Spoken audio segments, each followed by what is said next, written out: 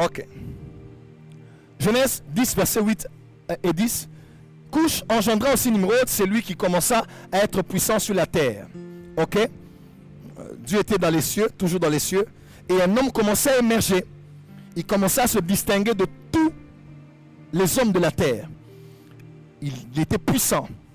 Puissant chasseur contre l'Éternel, un rebelle. Il bâtit une cité. Il permet à la sorcellerie de commencer et la magie. Il a bâti une urbanisation, une métropole dans laquelle il y a eu l'émergence de 6 millions de dieux. C'est même de là que sont parties les divinités en Égypte et dans plusieurs autres nations de la terre. La tour de Babel, comme je l'ai dit, c'était la forme primitive des obélisques qu'on a aujourd'hui. Qu'on a devant les sièges des banques mondiales. Je ne vais pas entrer là-bas. Je risque d'aller ailleurs. Là. Il y a mon esprit qui a voulu s'ouvrir sur autre chose. On va rester sur le thème. Et c'est Nimrod, ok? Et je fais ce commentaire, écrivez avec moi. Autant le monde s'est organisé après la crise du déluge pour une possible crise à venir, autant le monde va s'organiser après le Covid-19 pour se préparer aux prochaines crises. Ainsi, l'accélération de l'agenda du nouvel ordre mondial est en actualité. Je le répète, le déluge a eu lieu après la période de la crise du déluge. On devait reprendre à repeupler la terre, right? Nimrod a dit non, non, non.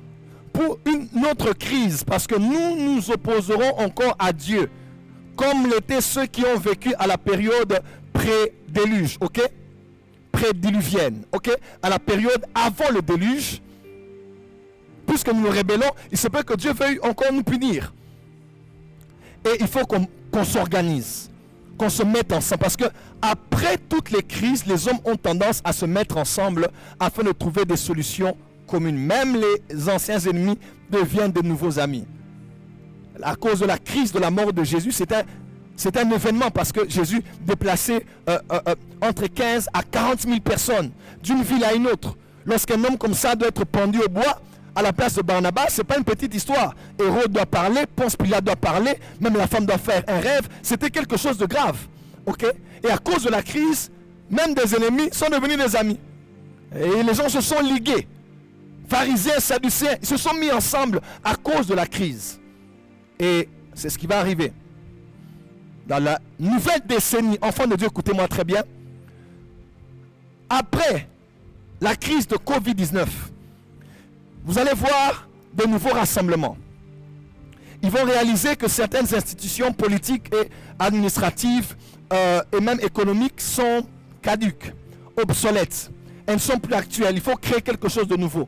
Alors, puisqu'on ne peut pas toujours réactualiser, ok, réactualiser un système qui existe, des fois, on laisse le système et on crée un autre système. Et c'est ce qui va arriver. Après la crise de Covid-19 qui a éveillé tous ceux de notre génération qui ne connaissions pas ce qui s'est passé 100 ans avant avec la peste espagnole, les hommes vont maintenant vouloir se mettre ensemble. Regardez comment les chefs d'État africains sont en vidéoconférence parce qu'on réalise que la division ne sert à rien.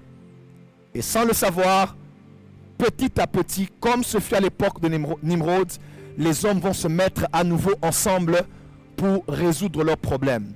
Avec la chute des bourses, le Dow Jones, Wall Street, que ce soit en Australie, à Hong Kong, toutes ces bourses qui sont en chute libre aujourd'hui, pétrole et tous ces milliardaires que je vous ai présentés hier qui ont perdu de l'argent, les hommes vont vouloir chercher des nouvelles pistes pour réguler le marché, pour réguler le partage du pouvoir économique dans le monde.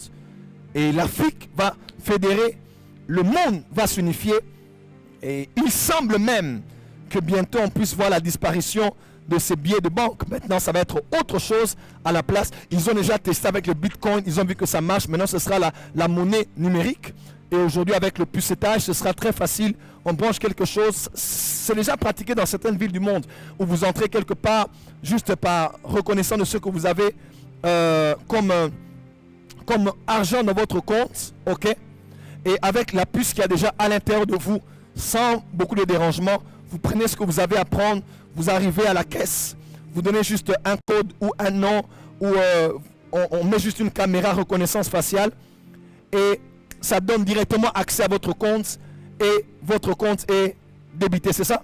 Votre compte est débité et on prend l'argent sans beaucoup de complications. C'est là où nous allons maintenant. Frères, ce qu'on a vu dans les films de fiction, c'est ce qu'on va voir dans cette génération.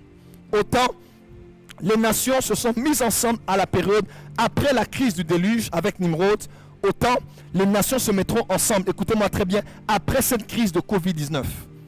Voilà pourquoi il faut beaucoup prier pour le président Trump. Il faut beaucoup prier pour le président Trump. Tous ceux qui sont prophétiques savent, tu peux ne pas l'aimer, il n'est peut-être pas beau à voir. Vous savez, les États-Unis, c'est le pays de people, c'est le pays qui crée les stars et les vedettes. Et le chef d'État, ce qui nous a égayé chez Barack Obama, c'était le côté glamour de leur couple. Il était là, des fois il retroussait les manches de sa chemise, il jouait avec ses enfants. C'était beau de voir un mari relax, cool, avec une femme et des enfants. Quel que soit ce qu'on disait de leur couple, people doesn't care about it, you know. Les gens aimaient, c'était beau parce que il faut un président qui reflète un peu ce que nous sommes, qui reflète ce que nous aimerons être en termes de couple, en termes de succès, ok? C'est comme ça, parle du rêve américain, ok? Mais Trump, vous le voyez déjà là avec sa coiffure, son ventre des fois bédonnant, son caractère, comme quelqu'un dit, il a un caractère de chien, prenant des décisions radicales sur le monde, gérant le pays comme une entreprise, agissant des fois par un coup de tête. Je crois même qu'il a réduit un peu ses nombres de tweets actuellement. Parce qu'avant, nous étions vraiment choqués. Chaque jour, c'était... Il a tweeté encore. On attendait le prochain tweet de Donald Trump. Mais les gens ne savent pas que c'est l'un des grands obstacles de la création ou de l'officialisation de ce nouvel ordre mondial. Parce qu'il est guidé par l'Esprit de Dieu et il est entouré de beaucoup de juifs qui l'incitent à pouvoir suivre les directives de la prophétie biblique. Comme cela s'est passé dans ces histoires que nous connaissons concernant les deux guerres mondiales. La première était de 1914 à 1918. La deuxième, c'était de 1939 à 1945, lors de la naissance, en 1945. Après ces deux guerres mondiales, les hommes ont dit non, il ne faut plus résoudre nos conflits par les armes. Après ces deux grandes crises, des pertes humaines inimaginables dans le monde, en Europe, aux États-Unis et ailleurs, plusieurs armées du monde étaient inclus dans ces deux guerres mondiales. Et à la fin, en deuxième guerre mondiale, on a connu Hiroshima, Nagasaki, avec l'uranium de la RDC au Katanga.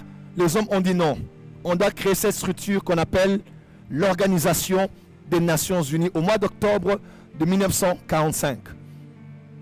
C'est là, le 24 octobre, qu'ils ont créé l'Organisation des Nations Unies. Vous voyez,